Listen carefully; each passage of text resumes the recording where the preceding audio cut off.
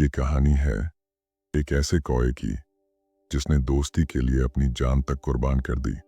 शुरू करने से पहले लाइक, शेयर, सब्सक्राइब और बेल आइकन दबाना न भूलें। तो चलिए मिलते हैं भीतरपुर के उस अनोखे काले कौए से। उत्तर भारत के भीतरपुर गांव में सुबह का समय था।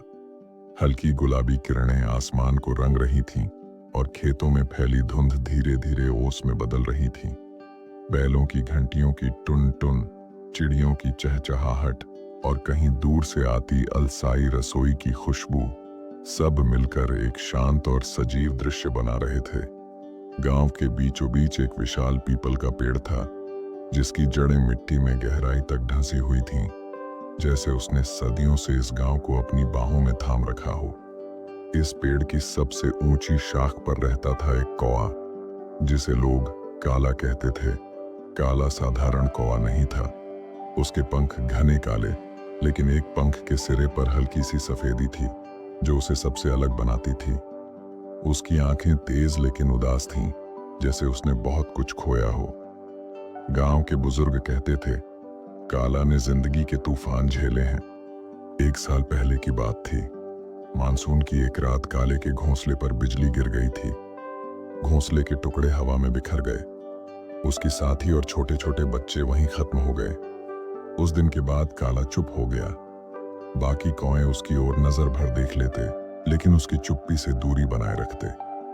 वह अक्सर घंटों पीपल के एक कोने में बैठा रहता, जैसे अतीत की राख में कोई जिंदा अंगारा खोज रहा हो। गांव में एक बच्चा था, मुनिया, उम्र 8 साल। पतला दुबला, आंखों में भूख और जिज्ञासा का मिश्रण। उसके पिता का खेत पिछले साल की बाढ़ और फिर सूखे में बर्बाद हो गया था। खाने के लिए घर में बस बासी रोटी या कभी कभार उबला चावल बचता। एक दिन मुनिया तालाब के किनारे बैठा अपनी बासी रोटी का टुकड़ा खा रहा था। तभी काला उड़कर उसके पास आकर बैठ गया। उसकी गर्दन थोड़ी तिरछी, आंखों में वही पुरानी उदासी। मुनिया ने रोटी का टुकड़ा उसकी ओर बढ़ाया। खा ले, मुझे भी भूख लगी है, लेकिन तू अकेला लगता है। काला पहले हिचकिचाया, फिर टुकड़ा उठाकर खाने लगा। उस दिन से जैसे दोनों के बीच एक अनकहा बंधन बन गया। दिन गुजरते गए। मुनिया रोज अपने हिस्से का थोड़ा सा खाना बचाकर काला के लिए रखता। कभी रोटी, कभी चावल के दाने, कभी उबले चने। एक बार गांव के कुछ बड़े लड़के मुनिया को धक्का देकर गिरा रहे थे। तभी काला उड़कर आया और जोर जोर से कांव कांव करने लगा, जैसे दुश्मनों को चेतावनी दे रहा हो। लड़के डर कर भाग गए। मुनिया हंसते हुए बोला, तू तो मेरा असली पहरेदार है काले। काला भी उसकी गोद में बैठ गया, जैसे कह रहा हो, हाँ, हमेशा रहूंगा। उस साल गर्मी बहुत लंबी खिंच गई।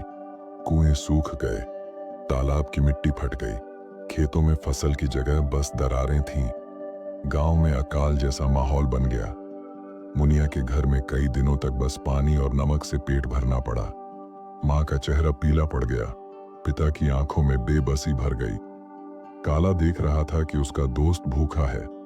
वह रोज दूर दूर उड़कर खाने की तलाश करता। कभी किसी खेत में पड़े अधपके दाने, कभी बगीचे में गिरे फल, कभी कस्बे में बाजार के बाहर बचे चने। एक बार मुनिया ने पूछा, तू क्यों करता है मेरे लिए इतना?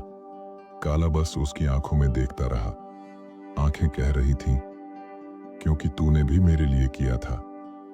एक सुबह मुनिया की मां की हालत बिगड़ गई। घर में न दवा थी न खाना। मुनिया रो रहा था। तभी काला उड़कर आया। उसके मुंह में एक बड़ी रोटी थी, शायद किसी के आंगन से चुराई थी, लेकिन उसके एक पंख से खून टपक रहा था। किसी ने पत्थर मारा था। फिर भी उसने रोटी मुनिया के पास रखी और वहीं जमीन पर बैठ गया। मुनिया ने उसे गोद में उठाया। काला थक चुका था। उसकी सांसें धीमी हो रही थीं। आखिरी बार उसने मुनिया की आंखों में देखा और जैसे कह दिया, अब तू अकेला नहीं है। अगले ही पल वह शांत हो गया। मुनिया और उसके पिता ने काले को पीपल के नीचे दफना दिया। एक छोटा सा पत्थर रखा जिस पर लिखा था, यहां सोया है काला, इंसान से बड़ा इंसान।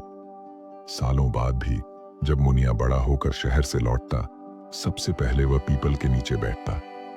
गांव के बच्चे आज भी वह कहानी सुनते जो बताती है कि कभी कभी एक कौआ भी इंसान से ज्यादा दिल वाला हो सकता है। दोस्तों, यही थी उस काले कौए की कहानी जिसने सिखाया कि असली दोस्ती जात, भाषा या रूप नहीं देखती।